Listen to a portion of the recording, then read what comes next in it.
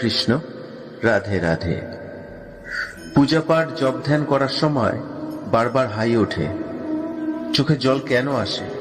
আমাদের অনেক মানুষদের এটি একটি প্রশ্ন যে আমি যখন পূজা করতে যাচ্ছি কিংবা আমি যখন জপ করছি ভগবানের বা ধ্যান করছি, সে সময় আমার হাই ওঠে, বারবার চোখে যেন জল চলে আসে। কিন্তু কি কারণে চোখে জল আসছে, কেন আসছে, তা আমরা কিছুই জানি না। আমরা কখনো বুঝে দেখার চেষ্টা করিনি যে এই যে আমাদের পূজা পাঠের সময় চোখে জল আসে কিংবা আমাদের ঘন ঘন যে হাই ওঠে, তা কেন ওঠে। বন্ধুরা, আজকের এই বিষয়টি নিয়েই বিস্তারিত আলোচনা করব এই ভিডিওটিতে। মনোযোগ সহকারে শুনবেন। আমরা যখন পূজা পাঠ করছি কিংবা জপ ধ্যান করছি, তখন আমরা কিন্তু ভগবানের সাথে যুক্ত থাকি। তখন আমাদের সাথে ভগবানের একটি সম্পর্ক স্থাপন হয়। অন্তরে অন্তর আমরা ভগবানকে ভাবতে থাকি। যাদের সাথে ভগবানের সম্পর্ক আরো গাঢ় হয়ে যায় পূজা পাঠ কিংবা জপ ধ্যান করার সময়, তাদের ভগবান এইসব ইঙ্গিতগুলো প্রদান করে থাকেন। অনেক সময় আমরা ভয় পেয়ে যাই যে আমি পূজা করতে বসেছি, আমার এরকম হাই উঠছে, কেন উঠছে? তাহলে কি আমার দ্বারা কোনো পাপ হয়ে গেছে? না বন্ধুরা, আপনি তো ধন্য যে পূজা করার সময় আপনার হাই উঠছে কিংবা আপনার চোখে জল আসছে। হাই ওঠার আসল কারণ হলো, আমাদের যখন হাই ওঠে তখন কিছুটা হাওয়া আমরা প্রথমে বাইরে থেকে গ্রহণ করি, তারপরে আমাদের ভেতর থেকে কিছুটা হাওয়া বাইরে ত্যাগ করি। এটাকেই হাই বলা হয়। আসলে পরমাত্মা সেই বাইরের হাওয়ার সাথে আমাদের শরীরের অভ্যন্তরে আমাদের যে প্রাণবায়ু, অর্থাৎ পরমাত্মার যে অবচ্ছেদ্য অংশ, সেই আত্মার সাথে মিলন করে। যেসব ব্যক্তিদের এরম হাই উঠে থাকে পূজা পাঠ কিংবা জপ ধ্যানের সময়, তারা খুবই বিশেষ, তারা কোটিতে একজন। সবার সাথে এরম হয় না। সবাই এতটা স্বীকৃতি করে এই পৃথিবীতে জন্মগ্রহণ করে না। সবাই ভগবানের এতটা প্রিয়, এতটা কাছের হয় না। যেসব ব্যক্তিদের সাথে এরম হয়ে থাকে, তারা খুবই আধ্যাত্মিক হয়ে থাকে, তারা খুবই পুণ্য আত্মা হয়ে থাকে। এর মানে ভগবান আপনাকে কৃপা করেছে। আমরা প্রতিটি মানুষ, কেউ ভগবানের ভক্ত, কেউ অন্যান্য দেবদেবীর ভক্ত। আমরা যখনই আমাদের মন্দিরে আমাদের সেই প্রিয় দেবদেবী কিংবা ভগবানের বিগ্রহের সামনে গিয়ে বসি, আমরা যখন পূজা করি, আরাধনা করি, আরতি করি, আমাদের চোখে জল আসে। কিন্তু সে সময় আমাদের যে হৃদয়ে কোনো দুঃখ লুকিয়ে আছে তা নয়। আমরা নিজেরাও বুঝতে পারি না আমাদের কেন এরম হয়। প্রত্যেকটি মানুষ যখন জন্মগ্রহণ করছে, সে বিভিন্ন দেব বা দেবীর কিংবা ভগবানের একটি সত্তা নিয়ে জন্মগ্রহণ করে। এই যে আমরা মানুষরা কেউ ভগবান শ্রীকৃষ্ণকে ভালোবাসি, ভক্তি করি, কেউ ভোলেনাথকে ভক্তি করি, ভালোবাসি। আমরা এই যে ভক্তি করি কেন বা কি করে, আমরা কি কখনো এটি ভেবে দেখেছি? দেখিনি। আমাদের প্রতিটি মানুষের পূর্বজন্মের আর এই জন্মের সাথে একটি সম্পর্ক থাকে। আমরা পূর্বজন্মেও ঠিক সেই দেবদেবী কিংবা ভগবান শ্রীকৃষ্ণকে আমরা ভালোবাসতাম। এই জন্মেও আমরা সেই একই সত্তায় জন্মেছি, যার জন্যে আমরা এই জন্মেও সেই দেবদেবী কিংবা ভগবানকে আমরা ভালোবাসি। যেসব ব্যক্তিদের পূজা পাঠ কিংবা জপ ধ্যান করার সময় চোখে জল আসে কিংবা ঘন ঘন হাই ওঠে, জানবেন ভগবান আপনাকে বিশেষ একটি ইঙ্গিত দিচ্ছে যে তিনি আপনার খুব কাছে আছে। যেসব মানুষদের সাথে এরম হয় তারা কোটিতে একজন, কারণ সবার সাথে এরম হয় না। সব মানুষ এতটা স্বীকৃতি করে আসে না এই পৃথিবীতে যে ভগবানের সামনে গেলে তার চোখে জল আসবে। ভগবানের সামনে সবার চোখে জল আসে না। ভগবান যাকে বিশেষভাবে কৃপা করেন একমাত্র তারই চোখে জল আসে। বন্ধুরা, চুম্বক যেমন লোহাকে আকর্ষণ করে, আমাদের ভেতরে পরমাত্মার অবচ্ছেদ্য অংশ আছে, অর্থাৎ আত্মা আছে। আত্মা আছে বলে আমরা কিন্তু বেঁচে আছি।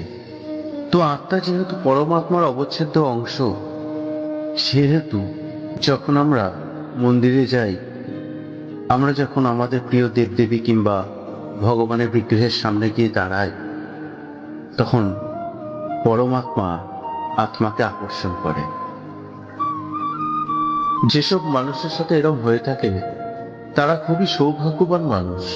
তারা আগের জন্মে ঈশ্বর প্রেম করতে পেরেছিল, এই জন্মেও তারা ঈশ্বর প্রেম করতে পারছে।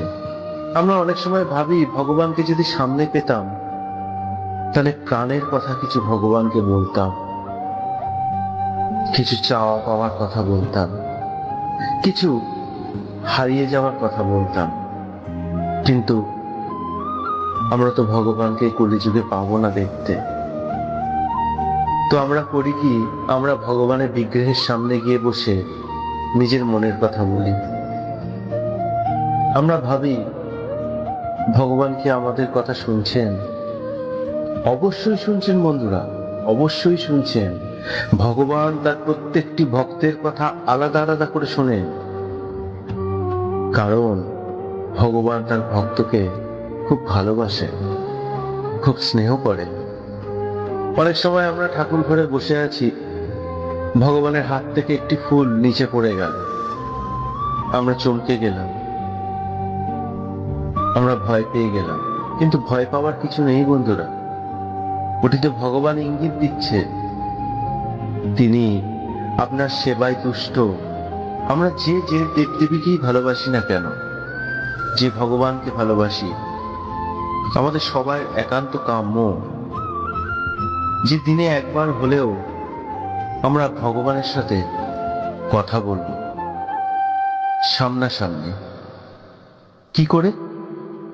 আমরা আমাদের মন্দিরে গিয়ে ভগবানের সামনে বসে ভগবানের সামনে নিজের মনের কথা বলবো। ভগবান তো চান যে দিনের শেষে হলেও একবার আমার এই ভক্তটি আমার কাছে আসুক। আজকের যাদের চোখে জল আসে ভগবানের সামনে গেলে, কিংবা হয়তো জপ ধ্যান করছে সে সময় বারবার হাই উঠছে, আরতি করছে বারবার হাই উঠছে, তারা কত ভাগ্যবান, তারা কত পুণ্য আত্মা। আমরা যখন একান্তে বসে ভগবানের নাম করি, তখন আমরা কিন্তু একটি গভীর সাগরে তলিয়ে যেতে থাকি এবং সেই সাগরের জলে আমরা সাঁতার কাটতে থাকি। আমরা তখন ঈশ্বর আরাধনায় এতটাই মত্ত হয়ে থাকি যে আমরা এই জাগতিক জগতের সবকিছু তখন ছিন্ন করে ফেলি, ছিঁড়ে ফেলি। আমরা তখন ঈশ্বর আরাধনায় মত্ত থাকি। ঈশ্বর তো তাই বলেছেন যে তুমি এই যে জাগতিক জগৎ দেখছো, এ কিছুই সত্য না, এসবই নকল। আসল তো শুধু একমাত্র আমি। তুমি আমাকে দেখো, আমাকে শোনো, আমাকে বোঝার চেষ্টা করো, তবে তো তুমি আমায় উপলব্ধি করতে পারবে। আর যেসব মানুষদের চোখে জল আসে পুজো পাঠের সময়, জপ ধ্যান করার সময়, জানবেন যে তারা ভগবানকে উপলব্ধি করতে পারে, তারা বুঝতে পারে। এইসব মানুষরা একটু উদাসীন হয়ে থাকে, তারা থাকে থাকে ভগবানের প্রেমে হারিয়ে যায়। আজকে তো আপনি খুব ভাগ্যবান যে আপনার চোখে জল আসছে পূজা পাঠের সময়। একটি পূজার ঘরে হয়তো দেখা যাচ্ছে 12 জন আছে, 12 জন ভগবানের পূজা করছে, পূজার সেবা কার্য করছে, সবকিছু করছে। তো 12 জনের মধ্যে তো 12 জনের চোখে জল আসছে না, একজনের চোখে জল আসছে। তো আমাদের এটি ভাবার বিষয় যে 12 জনের এলো না, একজনের কেন এলো? কারণ সেই একজনই হচ্ছে ভগবানের খুব কাছের। ভগবান তাকে কৃপা করেছে, সে ভগবানকে উপলব্ধি করতে পেরেছে। আত্মা হচ্ছে পরমাত্মার অবচ্ছেদ্য একটি অংশ। আত্মা তো তাই সবসময় পরমাত্মার সাথে মিলিত হতে চায়। তো আমরা এই দেহে যতক্ষণ আছি, আমাদের একান্ত কাম্য যে যে দেবদেবীকে ভালোবাসে, যে ভগবানকে ভালোবাসে, প্রত্যেকেরই কাম্য পূজা পাঠ করা, জপ ধ্যান করা। এবং ভগবান সব সময় তাদের দিকে একটা আলাদা দৃষ্টি দিয়ে রাখে। দেখবেন এইসব ধরনের ব্যক্তিদের সাথে কোনো মানুষ হুটহাট কোনো ছলনা করতে পারে না। এইসব ধরনের ব্যক্তিদের কাছে কেউ মিথ্যা কথা বলে পার পেতে পারে না। কারণ কি? কারণ এদের মধ্যে আধ্যাত্মিকতা আছে, এদের মধ্যে বৈরাগ্য আছে। আর ভগবান বৈরাগ্য বড় পছন্দ করেন।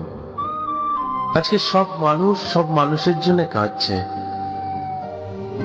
কেউ তার ভালোবাসার মানুষের জন্য কাঁদছে, কেউ তার গুরুজনের জন্য কাঁদছে।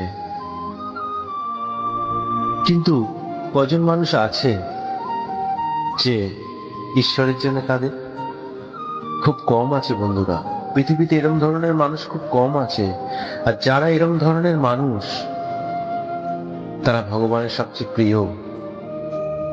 এটি বুঝতে হবে আমাদের। আজকে অনেক সময় আমরা দেখি, আমরা যখন মন্দিরে পুজো করি ভগবানের, হঠাৎ প্রদীপের আগুনটা কিরম কিরম জোরে জ্বলে উঠল, আমরা চমকে গেলাম, ভয় পেয়ে গেলাম। তাহলে কি আমাদের দ্বারা কোনো অন্যায় হয়ে গেল? অজান্তে কোনো পাপ হয়ে গেল? না বন্ধুরা, না, কোনো অন্যায় হয়নি, কোনো পাপ হয়নি। এটা তো ভগবান ইঙ্গিত দিচ্ছেন যে তিনি আপনার পূজাতে সন্তুষ্ট। আজকে যেসব মানুষদের পূজা পাঠের সময়, জপ ধ্যানের সময় হাই ওঠে ঘন ঘন এবং চোখে জল আসে, এইসব মানুষরা দেখবেন একটু উদাসীন থাকে। এই কারোর সাথে কথা বলছে, কিন্তু কথা বলতে বলতে সে হয়তো কথা বলছে, কিন্তু এই ব্যক্তিটি কোথায় যেন হারিয়ে গেল।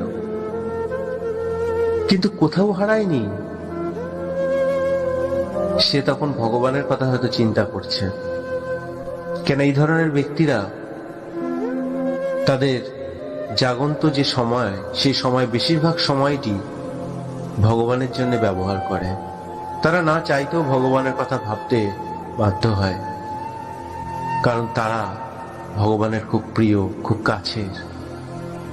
আমরা যখন পূজা পাঠ করি কিংবা জপ করি কিংবা ধ্যান করি, তখন আমরা বিশেষভাবে ভগবানের সাথে যুক্ত থাকি। আর এই সময় কারো যদি সত্যি সত্যি হাই ওঠে কিংবা চোখে জল আসে, তা খুব বড় ব্যাপার। সবার সাথে হয় না বন্ধুরা, সবার সাথে হয় না। সবাই চোখে জল আসে না ভগবানের সামনে গেলে। এটা খুব দামি জিনিস, এ সবার সাথে হয় না। তো আজকের এই ভিডিওটি এইটুখানি। দেখা হবে পরবর্তী ভিডিওতে। হরে কৃষ্ণা, রাধা রাধা।